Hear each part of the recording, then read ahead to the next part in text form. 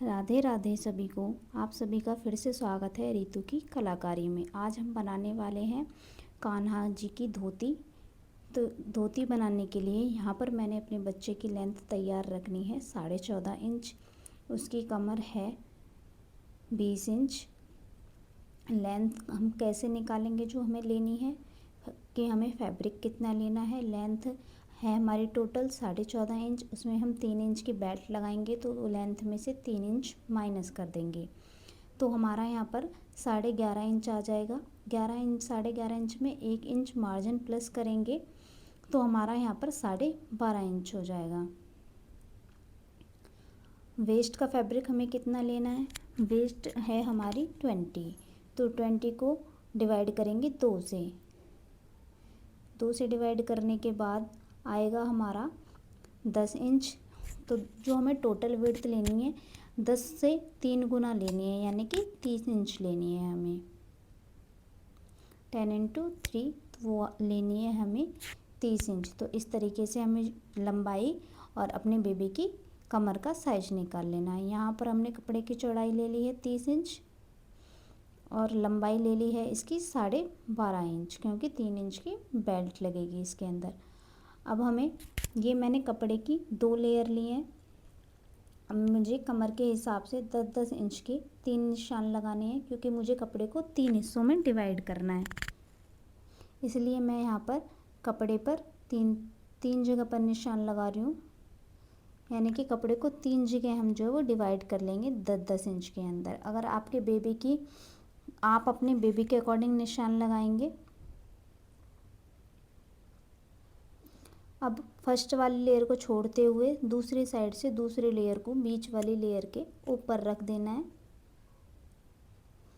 बीच वाली लेयर के ऊपर रखने के बाद जो हमारा सेंटर पॉइंट है दोनों पीसीस का, वहाँ से 1 इंच नीचे वाली लेयर पर 1 इंच ऊपर वाली लेयर पर लगाकर 5.5 इंच आसन लेते हुए मैं यहाँ पर एक बॉक्स बना रही हूँ।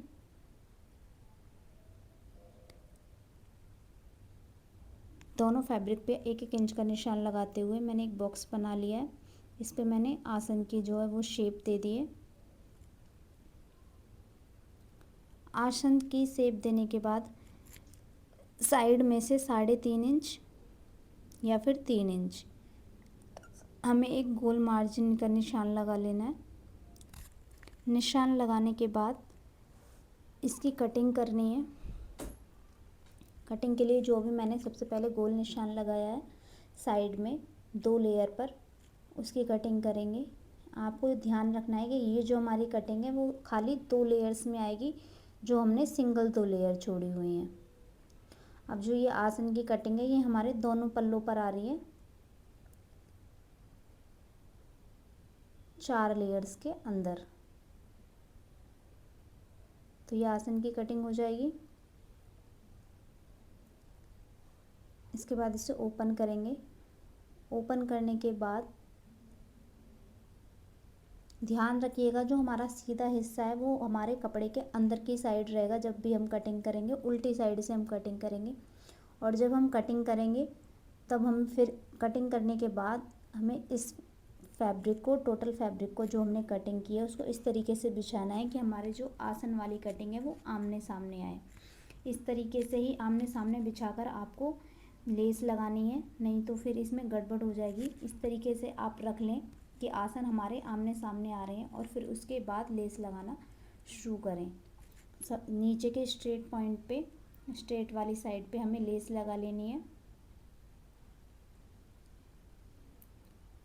लेस लगाने के बाद भी हम ऐसे ही बिछाएंगे इसको कि हमारे लेस हैं जो वो सामने ऊपर की साइड रहें, और जो हमारा आसन का पॉइंट है वो आमने सामने हो।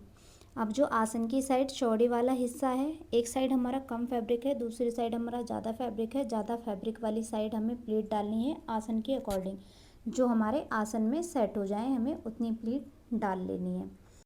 प्लीट्स डालने के बाद फैब्रिक को आमने सामने की साइड बिछाएंगे। बिछाने के बाद एक लेयर को, ऊपर वाली लेयर को मैं उल्टा रख रही हूँ नीचे वाली लेयर की प्लीट्स पे। इस तरीके से मुझे आसन का पॉइंट बिछा लेना है प्लेट्स के ऊपर, और उसे मैं पिन अप कर लूँगी। पिनअप करने के बाद जो दूसरी साइड की प्लीट्स हैं उन्हें सेट करेंगे। उन्हें सेट कैसे करना है, सीधी साइड लेके हाथ घुमाते हुए प्लीट्स को अंदर की साइड सेट करना है। इसको जोड़ने का तरीका ही थोड़ा सा डिफ़िकल्ट है, तो जिस तरीके से जोड़ा गया है उसे ध्यान से देखिएगा और उसी तरीके से जोड़िएगा, वरना ये धोती की जो सिलाई है वो गलत हो जाएगी। इसमें भी हम पिन अप कर लेंगे।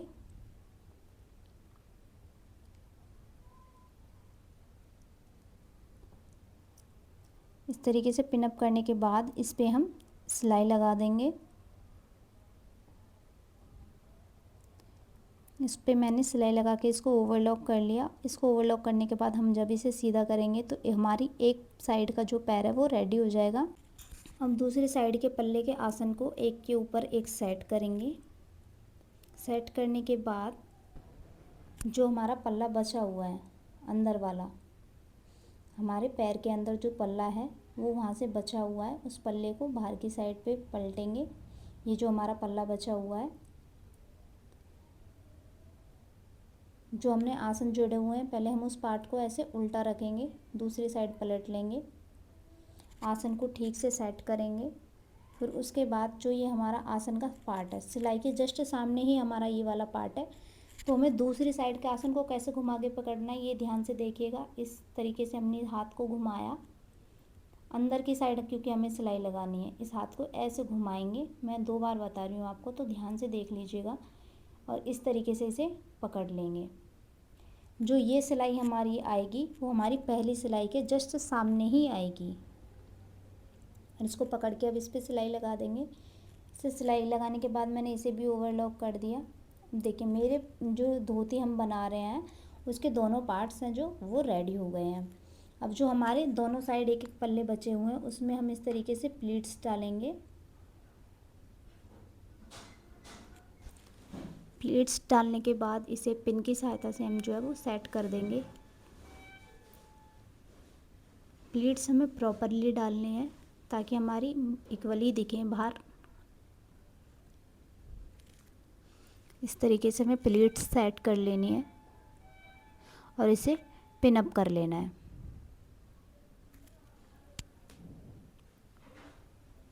सेम दूसरी साइड में प्लीट्स डालनी है।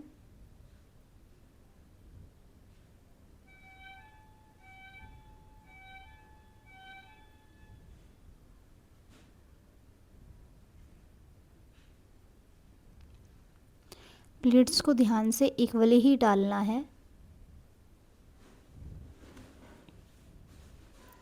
दूसरी साइड से पिन अप करेंगे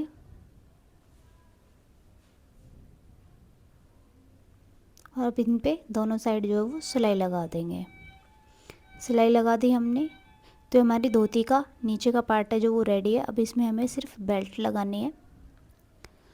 बेल्ट के लिए हमें ऊपर वाली साइड के बराबर कपड़ा ले लेना है। ये मैंने लिया है यहाँ पे 4.5 इंच, क्योंकि मुझे 3 इंच की बेल्ट एक्स्ट्रा रखनी है। इसे अब ऊपर से फोल्ड करके नेफा बना लेंगे और नीचे से इसे जॉइंट कर लेंगे। जॉइंट करने के बाद मैंने ऊपर नेफा बना दिया है, उसमें हम लास्टिक डालेंगे। लास्टिक डालने का जो तरीका है, जितनी हमारी कमर होती है उससे 5 इंच कम इलास्टिक हम यूज़ करते हैं फुल इलास्टिक में। तो यहाँ पर मैंने 15 इंच की इलास्टिक ली है, क्योंकि मेरी बेबी की जो कमर का साइज़ है वो 20 है। तो 15 इंच की इलास्टिक लेके मैं अब इसमें डाल दूँगी। इलास्टिक डालने के बाद जो लुक आया है वो ये है। इस तरीके से हमारी जो धोती है वो रेडी हो जाएगी। ये हमारी धोती रेडी हो गई है।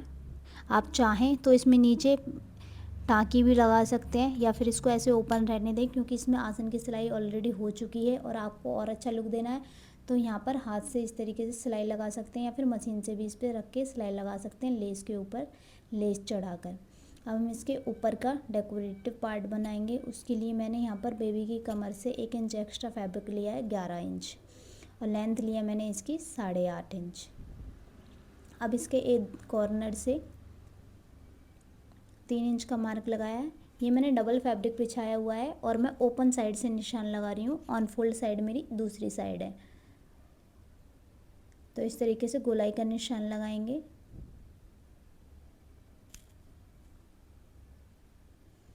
इसकी कटिंग करेंगे।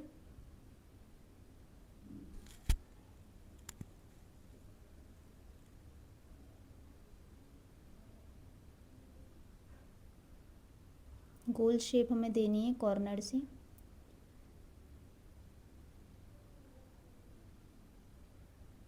जब इसको ओपन करेंगे हम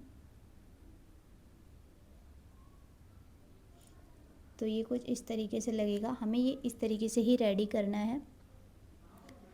अब इसके किनारों पर हम लेस लगा देंगे और इसके ऊपर वाले पार्ट पर भी लेस लगाकर 2 डोरी अटैच कर देंगे इसमें बांधने के लिए।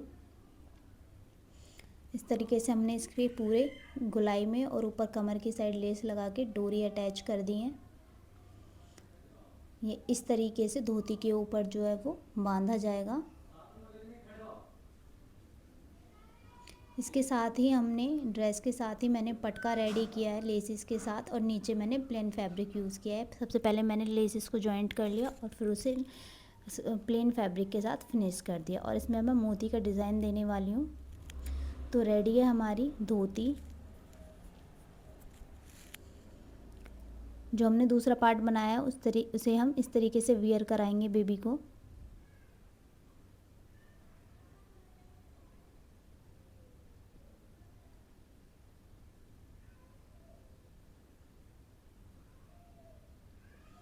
और साथ में हमने जो पटका बनाया है वो ये है। मैंने अब इसमें मोती भी अटैच कर दिए हैं।